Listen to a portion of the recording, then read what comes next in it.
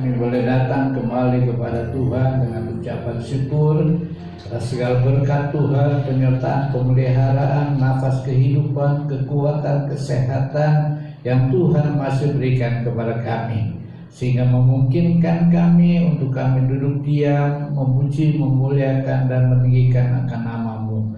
Biarlah pujian yang kami naikkan boleh menjadi dupa yang berbau harum di hadapan Tuhan, menyenangkan Tuhan, dan membuat wajah Raja menjadi bercahaya, sehingga Tuhan melakukan mujizat dalam kehidupan setiap umat Tuhan. Kami akan mendengarkan firman Tuhan. Urapi hamba-Mu yang Kau percayakan untuk menyampaikan firman Tuhan. Ampuni akan segala kelemahan kekurangan hamba-Mu. Layakan hamba-Mu ya Tuhan. Berbicaralah Tuhan dan memakai mulut bibir hadapan hamba-Mu, sehingga perkataan yang keluar dari mulut hamba-Mu adalah firman Tuhan yang telah diurapi. Tuhan mengetahui setiap jemaat-Mu kebutuhan mereka. Berfirmanlah Tuhan sehingga mereka boleh pulang tidak seperti mereka datang. Mereka membawa berkat dan mengalami pertolongan daripada Tuhan. Terima kasih Tuhan, berbicaralah dan bersabdalah. Kami siap mendengar, menyimpan dan melakukan dalam hidup kami. Dalam nama Tuhan kami Yesus Kristus kami berdoa dan mengucap syukur. Haleluya. Amin. Silakan Bapak Ibu boleh duduk kembali. Shalom. Selamat pagi, selamat jumpa dalam kasih Tuhan. Kita bersyukur untuk kesekian kalinya kita masih kembali diberikan kesempatan untuk beribadah kepada Tuhan. Dan kiranya firman Tuhan yang akan kita pelajari pagi hari ini boleh menjadi berkat bagi kekuatan bagi setiap kita, sehingga kita dapat mengerti akan apa yang dimaksud dengan kebenaran firman Tuhan. Pagi hari ini saya akan menyampaikan firman Allah tentang berserulah kepada Tuhan. Kita membuka dalam Mazmur pasal 138 ayat yang ketiga. Mazmur 138 ayat yang ketiga. Demikianlah bunyi firman Tuhan untuk kita pelajari bersama-sama.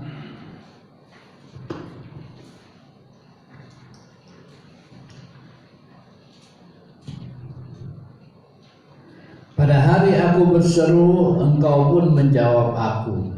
Engkau menambahkan kekuatan dalam jiwaku. Sekali lagi Mazmur 138 ayat yang ketiga. Pada hari aku berseru, Engkau pun menjawab aku.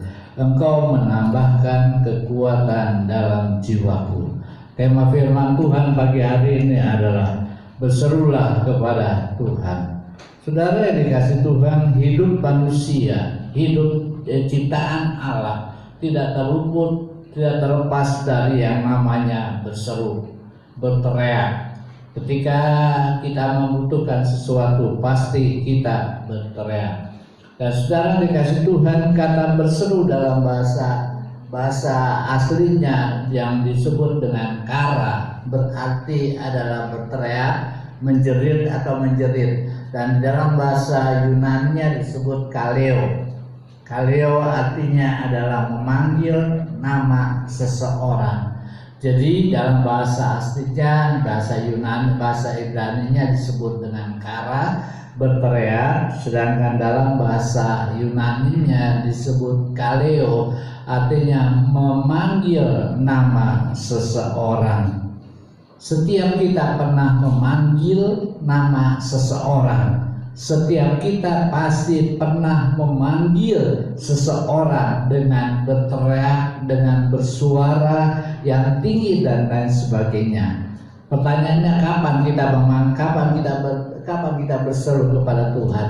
Berseru kepada Tuhan artinya memanggil atau bersuara untuk menarik perhatian dengan suara nyaring. Itulah berseru kepada Tuhan. Kita berseru kepada Tuhan karena ada satu kebutuhan, karena ada satu keperluan di dalam kehidupan kita. Sebab itulah kita, saudara dan saya, diberikan kesempatan oleh Tuhan untuk berseru kepada Tuhan.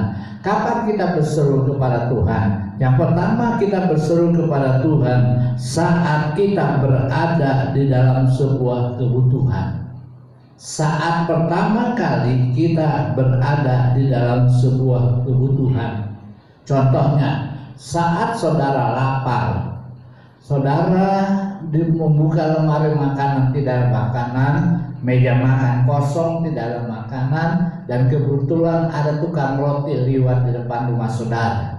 Saudara akan cepat-cepat keluar dari rumah saudara, dari ruangan rumah saudara, dan saudara akan berteriak, akan memanggil tukang roti supaya tukang roti berhenti. Untuk apa? Untuk kita dapat mendapatkan sesuatu yang kita harapkan, yaitu untuk mengisi perut kita karena kita lapar. Yang kedua, kapan kita berseru? Saat kita sedang menghadapi masalah.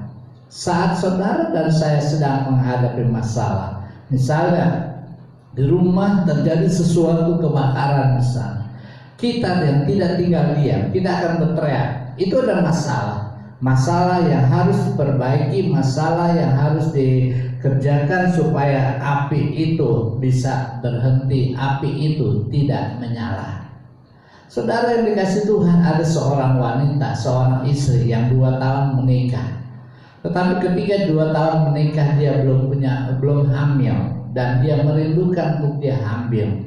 Dia berseru kepada Tuhan, dia berdoa kepada Tuhan, dia minta dengan satu kehendak dirinya sendiri, dengan kemauannya sendiri. Dia berteriak, dia berseru kepada Tuhan, Tuhan, aku minta pada tanggal 29 Agustus tahun 2004. Pada tanggal 29 Agustus 2004, Tuhan izinkan saya hamil dan saya akan melahirkan seorang anak. Dia minta, dia berseru kepada Tuhan agar pada tanggal 29 Agustus 2004 dia melahirkan, dia mengandung dan melahirkan. Dia sudah berseru kepada Tuhan, dia sudah berdoa setiap pagi, bangun tidur pagi-pagi, kemudian dia berlutut, dia berdoa, dia minta supaya Tuhan izinkan. Tetapi setelah beberapa saat dites dan kemudian tesnya itu negatif, wah, dia kecewa. Setelah dia mengalami kekecewaan, dia berseru lagi kepada Tuhan, dia berdoa lagi kepada Tuhan. Dan pada waktu dia sudah berdoa, dia bangun pagi-pagi, dia berdoa, dia berlutut, dia berdoa, dia menyerahkan segala keinginannya, dia serahkan segala kemauannya. Tetapi setelah beberapa saat dia berdoa, dia tes lagi, ternyata dia masih punya negatif. Kan dia belum hamil juga. Kemudian dia merasa kecewa. Kok Tuhan gak dengar? Kok Tuhan gak jawab? Dia berseru lagi, dia berdoa lagi, dia berseru lagi, dia berseru lagi, dia berseru lagi. Saudaraku yang dikasih Tuhan, 2 hari sebelum tanggal 29 Agustus, itulah Tuhan menyatakan kuasanya. Setelah dia bangun pagi, dia berdoa, kemudian beberapa saat kemudian dia tes lagi badannya, ternyata dia hamil, dan dia bersukacita, dia berteriak, dia memanggil pak suaminya, dia menyatakan bahwa dia hamil. Dia bergembira, dia bersukacita, dia bersenang-senang. Dan akhirnya saudara, namun apa yang terjadi? Setelah kehamilannya hanya berumur 2 bulan, kemudian keguguran. Dia merasa kecewa. Kenapa Tuhan tidak menjawab doa saya? Kenapa Tuhan melakukan seperti ini? Dia menginginkan supaya dia hamil, ternyata dia tidak hamil. Setelah 2 bulan kemudian, Tuhan itu begitu baik. Teman-teman segerejanya, teman-teman ibu-ibunya, dia mendukung di dalam doa, mengajak untuk tetap berseru kepada Tuhan. Setelah berseru kepada Tuhan 6 bulan kemudian setelah dia mengalami keguguran, dia hamil kembali. Dan setelah dia hamil kembali, dia bersukacita dan akhirnya dia melahirkan seorang anak. Dan anak itu sekarang sudah berumur 3 tahun. Saudara yang sudah lebih daripada 3 tahun maksud saya. Dan akhirnya ibu istri itu bersukacita, bergembira dan memuliakan nama Tuhan. Nats kita berkata, apabila kita berseru kepada Tuhan, Tuhan akan menjawab kita.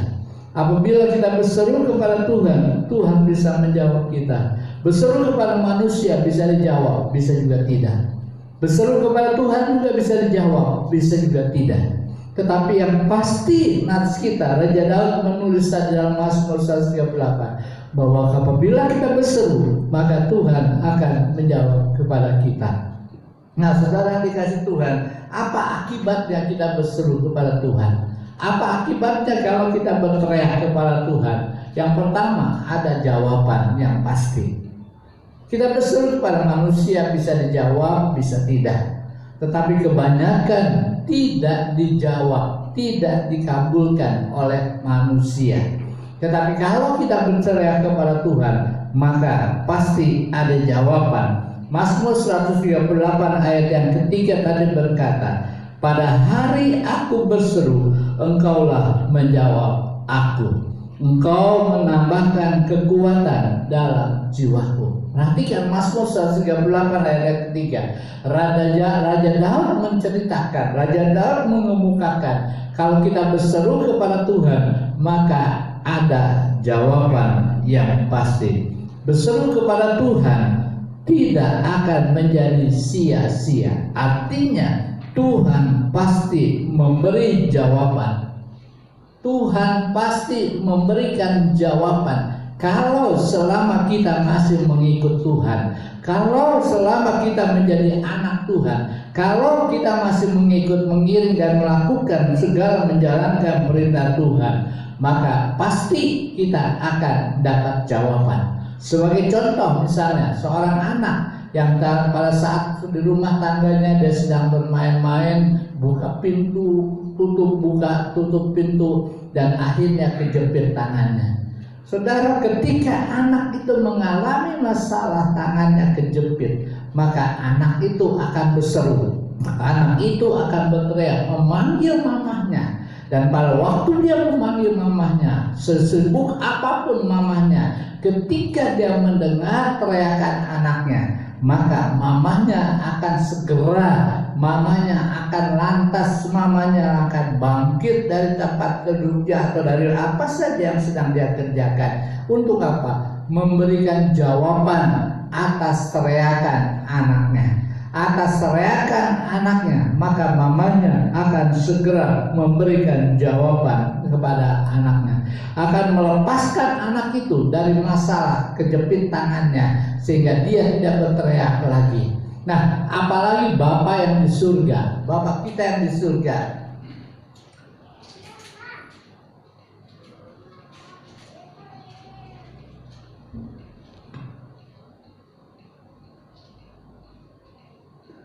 Manusia dapat menimbang-nimbang dalam hati, tetapi jawaban lidah berasal daripada Tuhan. Amsal 16 ayat yang pertama.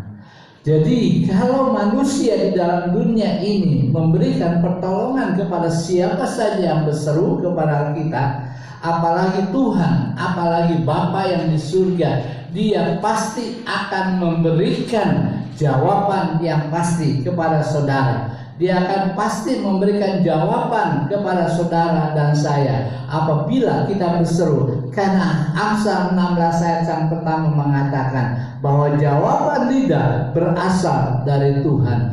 Jawaban Tuhan, jawaban lidah berasal dari Tuhan. Amsal 16 ayat yang pertama.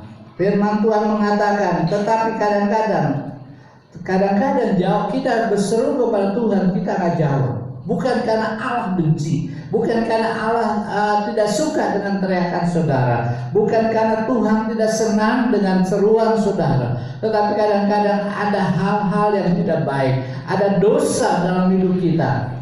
Yesaya pasal 59 ayat yang kedua mengatakan, tetapi yang merupakan pemisah antara kamu dan Allahmu ialah segala kejahatanmu, dan yang membuat dia menyembunyikan diri terhadap kamu sehingga ia tidak mendengar ialah segala dosamu.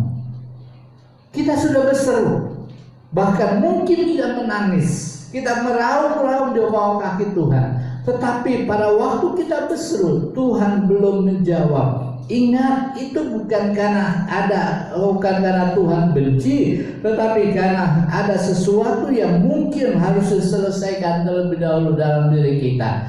Ada kesalahan, ada dosa yang membuat hubungan kita dengan Allah tidak dapat tembus karena dosa itulah. Karena dosa itu tangan Tuhan tidaklah kurang singkat menolong saudara, telinganya tidak tertutup mendengar seruan saudara, tetapi ada penghalang, yaitu yang membuat tembok yang sehingga seruan kita, doa kita nggak tembus kepada Tuhan, nggak sampai kepada Tuhan karena ada penghalang. Penghalang itu yang harus kita copot, penghalang itu harus kita lepaskan dalam diri kita. Oleh sebab itu saudara, apa yang menjadi masalah saudara? Apa yang menjadi pergumulan saudara? Ingat, seruan saudara akan dijawab oleh Tuhan. Kita lihat akan beberapa contoh dalam Alkitab. Yang pertama adalah Nabi Elia bersama dengan 450 Nabi Baal. Ketika peperangan terjadi antara Nabi Elia dengan Nabi Baal, Nabi Baal dipersilahkan untuk berseru kepada Allah dengan satu mezbah di mana ada korban bakaran. Korban bakaran itu tidak boleh dibakar oleh api sendiri, tetapi meminta kepada dewa, kepada roh, kepada orang yang mampu membakar akan bakaran korban bakaran itu. Nabi Baal berdoa, berseru, berteriak, tetapi nggak ada jawaban. Sehingga Nabi Elia berkata, coba teriak lagi. Mereka menggores-goreskan badannya, mereka melakukan hal tindakan-tindakan yang tidak berkenan, tetapi tidak dijawab oleh Allah.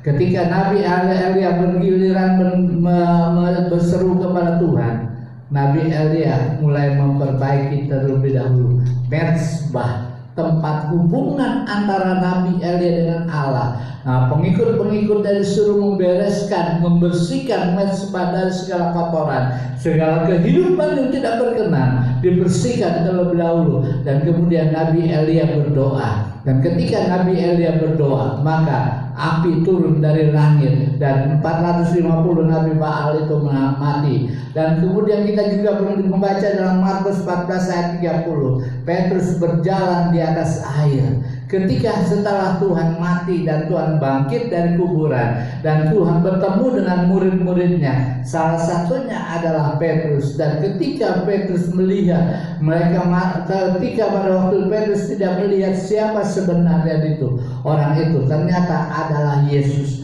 Dan ketika Yesus berjalan di atas air, Petrus berkata, Tuhan, izinkan kami berjalan di atas air. Nah, Petrus berteriak, Petrus berseru kepada Tuhan, dan Tuhan berkata, silakan, mari, maju, berjalan di atas air. Dan Petrus berjalan di atas air. Pada waktu Petrus berjalan di atas air, Petrus bisa berjalan di atas air. Tetapi kalau ketika dia merasakan ombak, merasakan gelombang, dan dia melihat gelombang, melihat ombak yang besar, maka Petrus mulai tenggelam.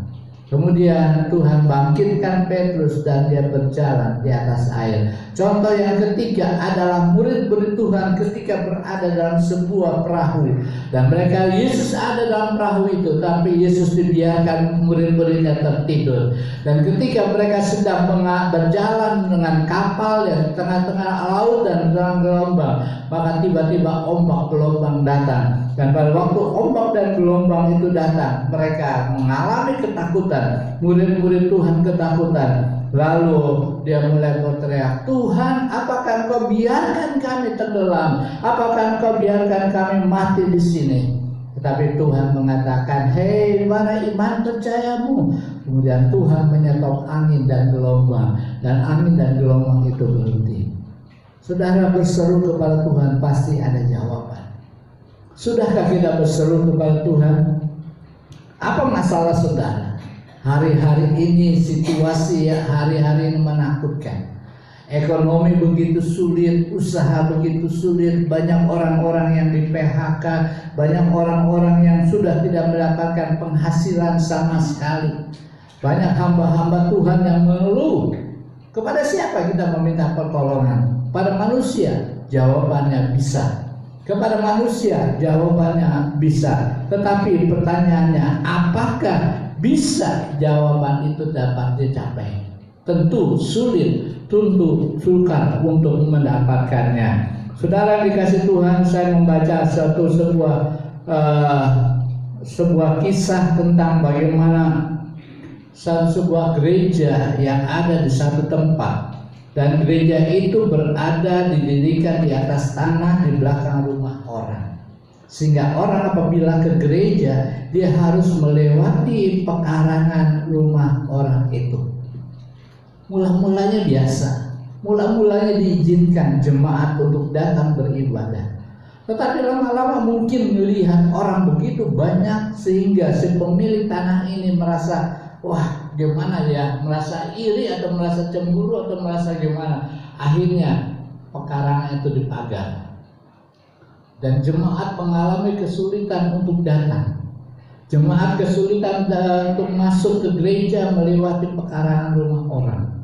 Dan bukan itu saja, si pemilik tanah itu dia memasang lagu-lagu dangdut pada waktu kebaktian.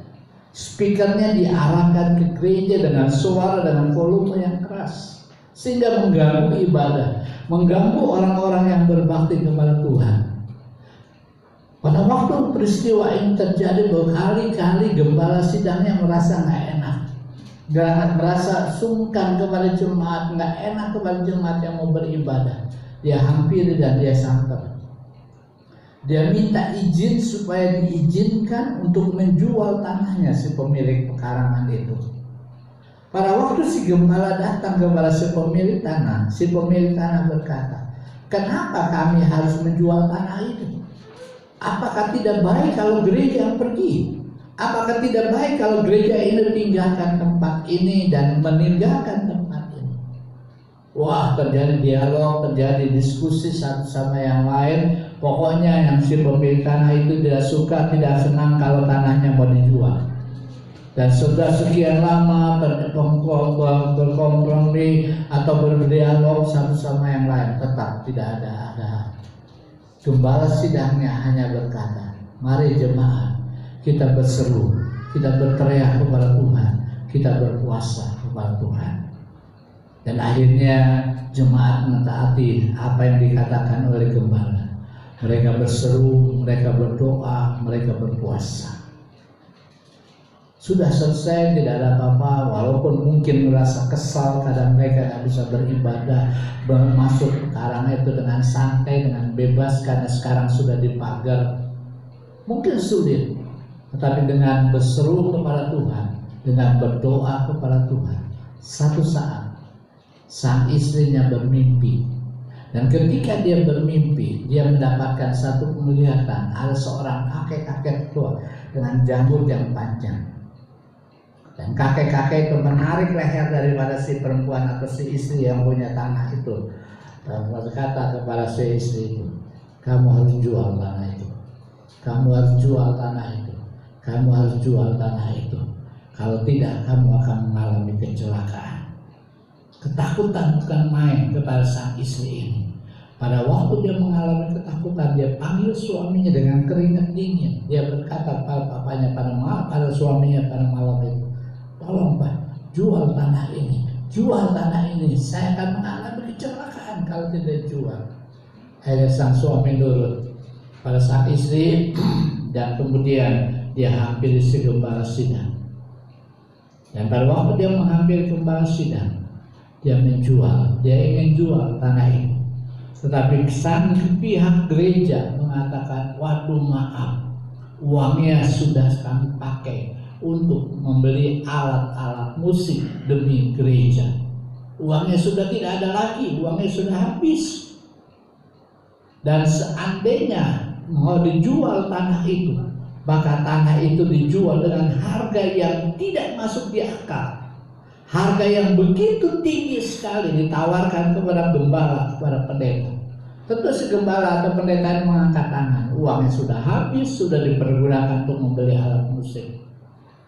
Tetapi setelah berdoa, berseru kepada Tuhan, akhirnya dia samperin lagi kepada pemilik tanah. Dan dia berkata, "Baik, saya akan jual tanah ini dengan harga yang miring sekali, harga yang murah sekali." Dan akhirnya setelah terjadi kompromi, terjadi dialog satu sama yang lain, akhirnya tanah itu bisa dijual dan diberikan kepada pihak gereja dengan harga yang murah, dengan harga yang tidak mahal, dengan harga yang tidak terlalu tinggi. Dan kemudian si gereja itu bersuka cita karena apa?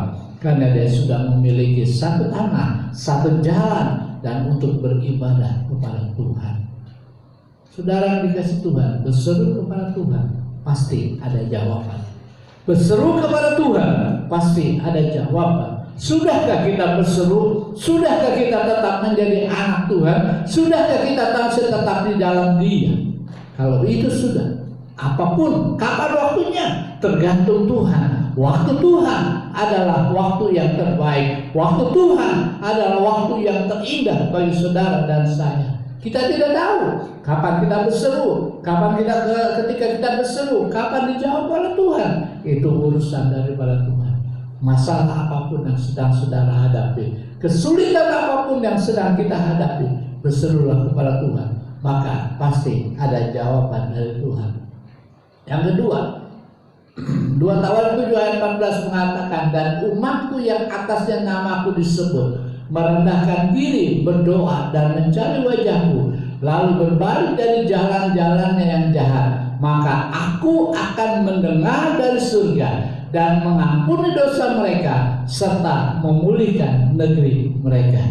Ladang usaha saudara, pekerjaan saudara, ekonomi saudara, rumah tangga saudara akan dipulihkan oleh Tuhan kalau kita mau berseru kepada Tuhan.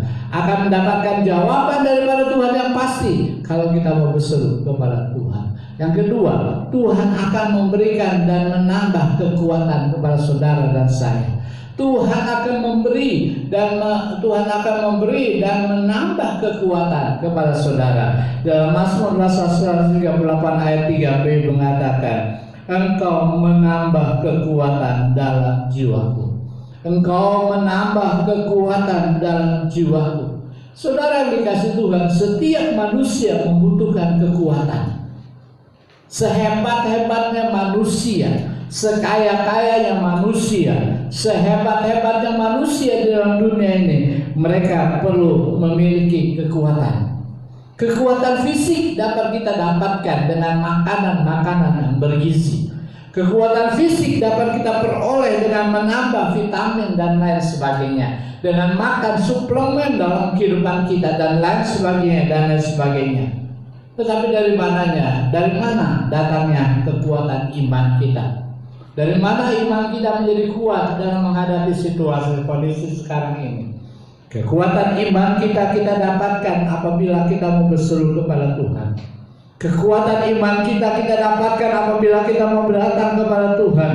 Orang yang mau berseru kepada Tuhan, bukan saya dijawab semuanya, bukan saya dijawab seruannya, tetapi orang yang berseru kepada Tuhan akan diberikan kekuatan oleh Tuhan sendiri. Akan diberikan kekuatan oleh Tuhan sendiri. Kita lihat contoh seorang perempuan yang bernama Hana.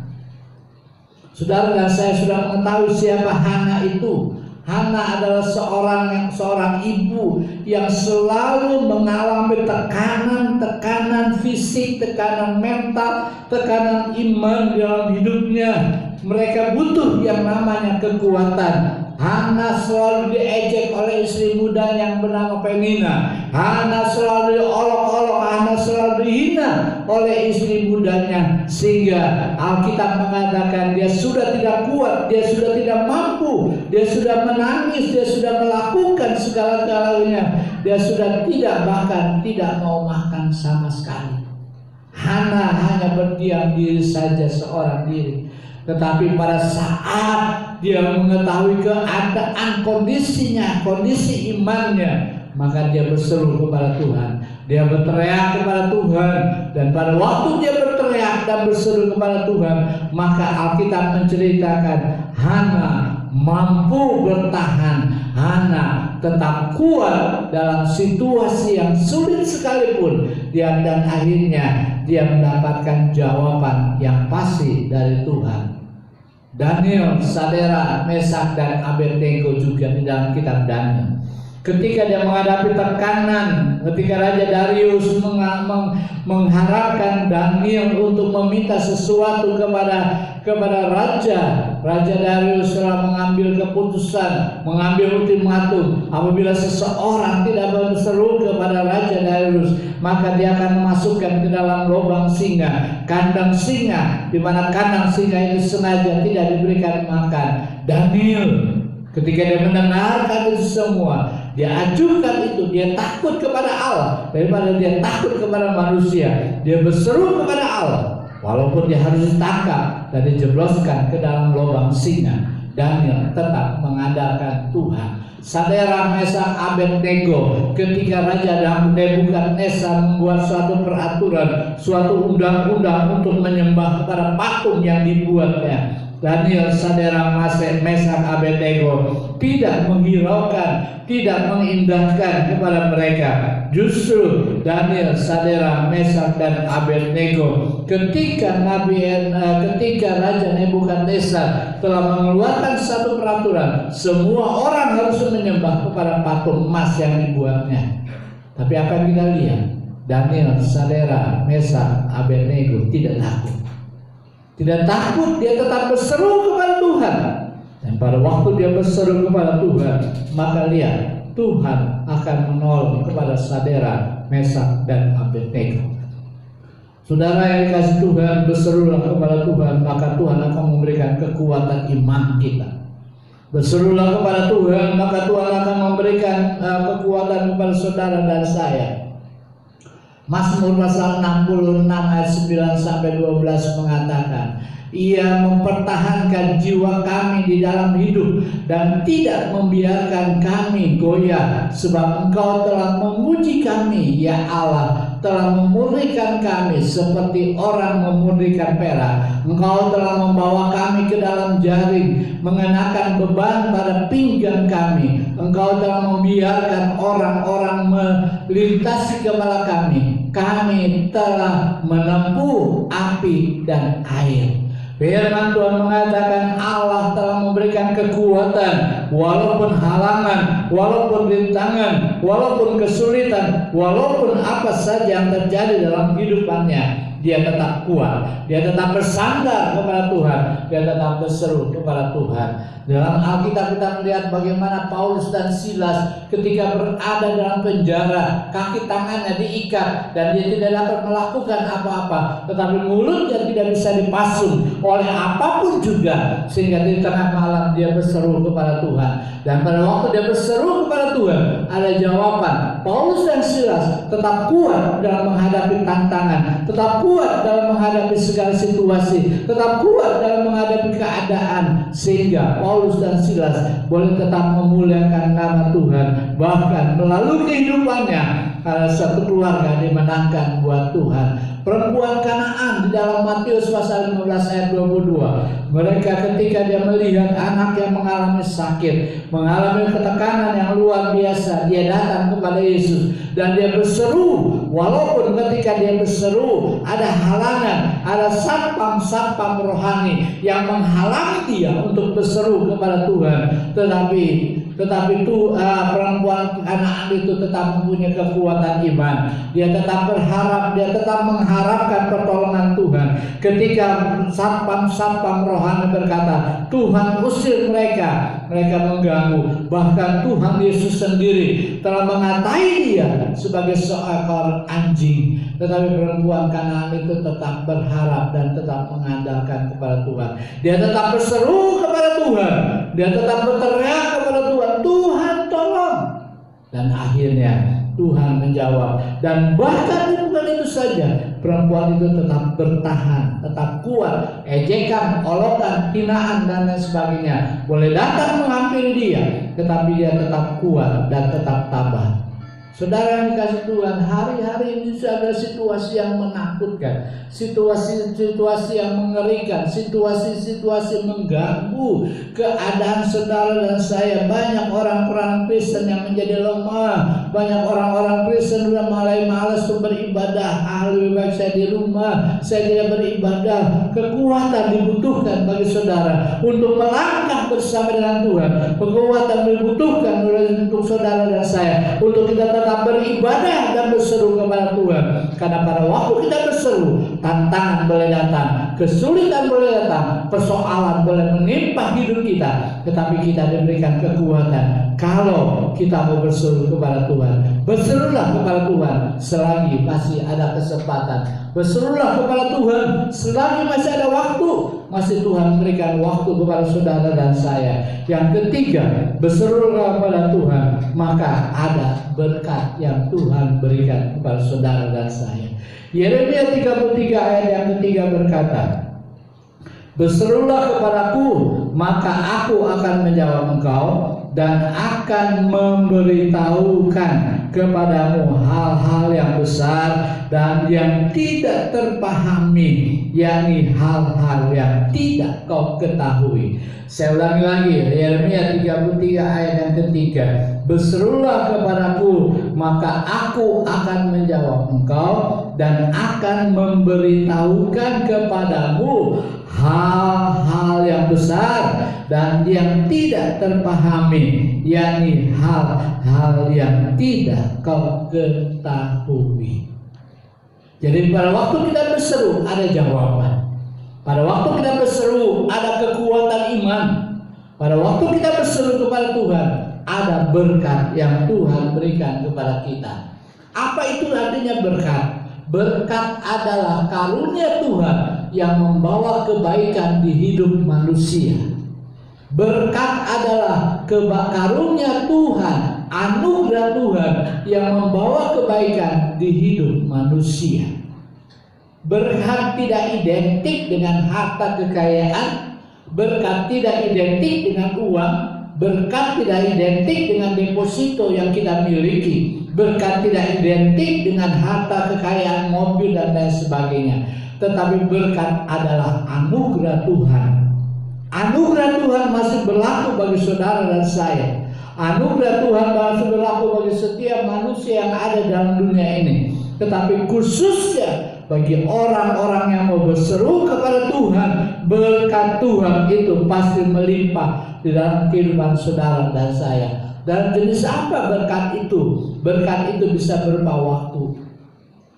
Berkat itu bisa berupa waktu. Waktu itu sangat penting dalam hidup kita. Kita bersyukur saudara dan saya boleh ada sampai saat ini. Saudara dan saya masih bisa bernafas sampai saat ini. Saudara dan saya masih diberikan waktu 24 jam satu hari. Tidak ada di antara kita yang tergeletak karena sakit penyakit yang membuat kita tidak bisa bangun. Itu berarti Tuhan masih memberikan waktu kepada kita. Tuhan masih memberikan kesehatan kepada saudara dan saya. Harta yang paling mahal adalah kesehatan. Harta yang paling besar yang kita miliki adalah kesehatan. Oleh sebab itu, kalau kita berseru kepada Tuhan, di mana firman Tuhan mengatakan, Tuhan berikan saya kesembuhan, berikan saya kesehatan, itulah berkat Tuhan yang luar biasa. Makan dan minum tidak ada di antara saudara dan saya satu kali pun dalam satu hari tidak makan. Tidak ada di antara saudara dan saya satu hari pun tidak ada yang tidak makan. Semua pasti makan 3 kali satu hari maksimal atau lebih daripada itu. Kita makan setiap hari. Makan dan minum diberikan. Duit Tuhan berikan. Walaupun mungkin banyak jemaat yang mengeluh kepada saya, keadaan ekonomi, keadaan kesulitan begitu sukar, tidak ada usaha, tidak ada pekerjaan yang bisa menghasilkan duit. Tetapi saya percaya Tuhan tidak akan meninggalkan kita. Dia akan memberikan uang kepada saudara, Dia akan memberikan duit kepada saudara. Itulah berkat yang luar biasa. Waktu Tuhan berikan, kesehatan Tuhan berikan, makan dan minum Tuhan berikan, duit Tuhan juga berikan kepada saudara. Namun demikian, pertanyaannya, apakah kita sudah berseru kepada Tuhan? Apakah kita sudah berseru kepada Dia? Kalau kita belum berseru, mari kita mau belajar berseru kepada Tuhan. Karena berseru kepada Tuhan pasti ada jawaban. Kalau berseru kepada Tuhan pasti ada berkat yang Tuhan berikan kepada saudara dan saya. Mari kita lakukan selagi ada kesempatan, selagi ada waktu. Kita mau belajar untuk kita berseru kepada Tuhan. Karena berkat Tuhan itu pasti di dalam kehidupan kita.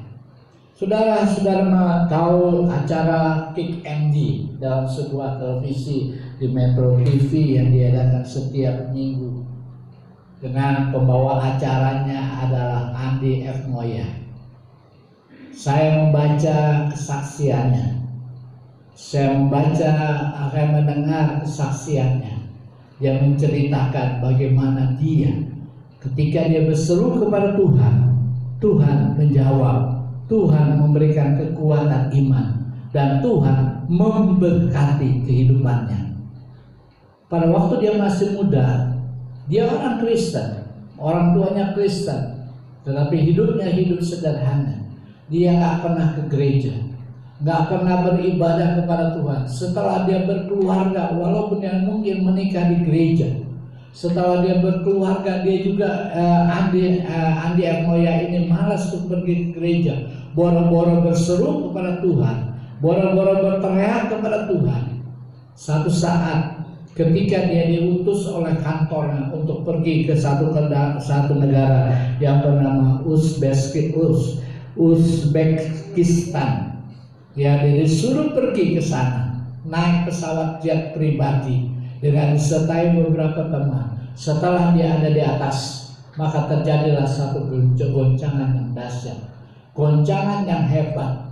Angin menimpa pesawat yang ditumpanginya, sehingga pada waktu keadaan demikian, Andi mulai ingat kepada Tuhan. Dia berseru kepada Tuhan, Tuhan, seandainya Tuhan tolong saya, pesawat ini gak jatuh, pesawat ini tidak mengalami apa-apa, dan saya bisa sampai ke Uzbekistan itu dengan selamat, dan kembali pulang, saya akan pergi ke gereja. Saya akan pergi ke gereja. Tuhan mendengar seruan orang yang berseru kepada dia. Akhirnya dia sampai ke Uzbekistan itu dan melakukan kegiatan di sana, dan dia kembali pulang ke Indonesia dengan selamat. Dia mulai beribadah, mulai berbakti, mulai mengajak istrinya, yuk kita ke gereja. Dia mulai mengajak anaknya untuk beribadah kepada Tuhan, dan kemudian dia selalu berseru kepada Tuhan. Hal yang kedua yang dia alami di dalam kesaksiannya, dia menceritakan bagaimana kakaknya yang mengalami satu penyakit kanker sudah stadium 4, keluar masuk rumah sakit, sedangkan Andi nggak tahu sendiri apa yang sedang dialami oleh kakaknya. Sehingga satu saat dia berkata, kenapa kakak beritahu kepada saya? Kakaknya bilang, saya nggak merepotkan kamu. Dan dirawatlah di rumah sakit, dan akhirnya pokoknya bagaimanapun juga kakaknya harus masuk di rumah sakit, harus dioperasi dan lain sebagainya. Tapi dari mana duitnya? Dari mana duitnya? Andi nggak punya duit, gajinya pas-pasan, uangnya tidak cukup untuk membiayai operasi kakaknya kanker stadium 4. Akhirnya satu saat ada temannya daripada Andi yang berkata, maukah kamu memberikan satu pengajaran, memberikan satu pelajaran kepada satu kelompok dalam sebuah acara. Andi merasa kaget, kok kenapa saya? Kenapa nggak orang lain? Pada waktu itu teman daripada Andi yang seharusnya memberikan satu seminar dalam sebuah acara tidak berhalangan hadir, sehingga panitia sudah mulai bingung siapa yang harus menjadi penggantinya. Akhirnya temannya, sahabatnya ingat kepada Andi, dan akhirnya dia meminta Andi untuk memberikan ceramah, mengisi acara dalam acara tersebut. Setelah semuanya selesai, pokoknya Andi sebagai cadangan, sebagai pengganti. Setelah semua selesailah mereka dan mereka pulang. Tentu ada imbalan. Dan si Andi ini mendapatkan satu amplop yang berisi cek. Dia tidak buka di jalan, dia bawa pulang. Setelah dia bawa pulang di rumah, dia buka amplop itu dan dia keluarkan cek. Dia membaca nominal dari cek itu. Dia katakan, dia bersyukur kepada Tuhan. Kenapa? Karena Tuhan itu baik. Dia membaca jumlah nominal dari cek itu. Dan jumlah nominal dari cek itu cukup untuk membiayai operasi dari para kakaknya. Dan dia ke rumah sakit, dia lunasi.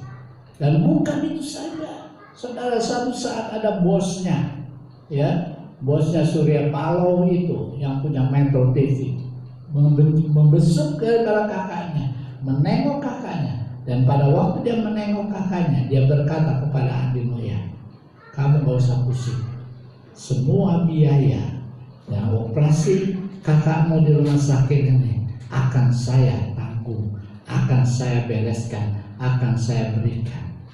Saudara, akhirnya Andi Noya ini tidak bisa berbuat apa-apa, tidak bisa berkata-kata, dan dia berseru kepada Tuhan dengan berkata, Tuhan, kau dengan caramu menjawab doaku. Saya tidak menyangka bahwa Tuhan memberikan langsung cek kepada saya. Bukan sampai di situ, ternyata bosnya telah mengeluarkan biaya untuk membiayai operasi kakaknya dan biaya rumah sakit semua. Karena masalah sembuh atau tidak sembuh tidak diceritakan, tetapi Andi menceritakan, memberikan kesaksian yang luar biasa kepada saudara dan saya. Pagi hari ini juga, apapun masalah saudara, apapun persoalan saudara, di dalam Alkitab kita juga melihat beberapa contoh. Di dalam Alkitab kita juga melihat beberapa contoh bahwa ada bangsa Israel ketika dia berseru kepada Tuhan karena dia inginkan roti dan air dan daging. Dia berseru, maka Tuhan akan memberikan roti dan daging itu kepada bangsa Israel. Soal saudara, apapun masalah saudara, berserulah kepada Tuhan. Selagi Tuhan masih berikan kesempatan, selagi tidak dilarang untuk berseru kepada Tuhan, selagi tidak dilarang untuk beribadah kepada Tuhan, mari kita lakukan semua untuk kemuliaan dan kebesaran bagi nama Tuhan. Apa yang menjadi masalah saudara? Apa yang menjadi persoalan saudara? Berseru kepada Tuhan itu identik dengan berdoa. Berseru kepada Tuhan itu identik sama dengan berdoa. Jadi berserulah kepada waktu kita membutuhkan sesuatu. Berdoalah kepada Tuhan ketika saudara dan saya dalam keadaan apapun juga. Berdoa untuk pekerjaan Tuhan di GPI Sion. Berdoa buat jemaat-jemaat Tuhan di GPI Sion. Berdoa buat semuanya masalah yang saudara sedang hadapi. Pergumulan apapun juga, berserulah kepada Tuhan. Dan apabila kita berseru kepada Tuhan, maka ada jawaban yang pasti. Yang kedua, ada kekuatan iman yang Tuhan berikan kepada kita. Yang ketiga, ada berkat yang melimpah yang Tuhan siapkan buat saudara dan saya. Berserulah kepada Tuhan selagi ada kesempatan. Ayat terakhir kita membaca dalam 1 Tawarik pasal 4 ayat yang ke-10 yang berkata, Yabes berseru kepada Allah Israel, katanya, kiranya engkau memberkati aku berlimpah-limpah dan memperluas daerahku, dan kiranya tanganmu menyertai aku dan melindungi aku daripada malapetaka, sehingga kesakitan tidak menimpa aku. Dan Allah mengabulkan permintaannya itu. Yabes berdoa supaya Tuhan melindungi dia, memelihara dia, menjaga dia. Tapi akhirnya Tuhan menolong. Apapun masalah saudara, apapun persoalan saudara, berserulah kepada Tuhan selagi ada kesempatan. Tuhan Yesus memberkati firman-Nya. Kita nyanyikan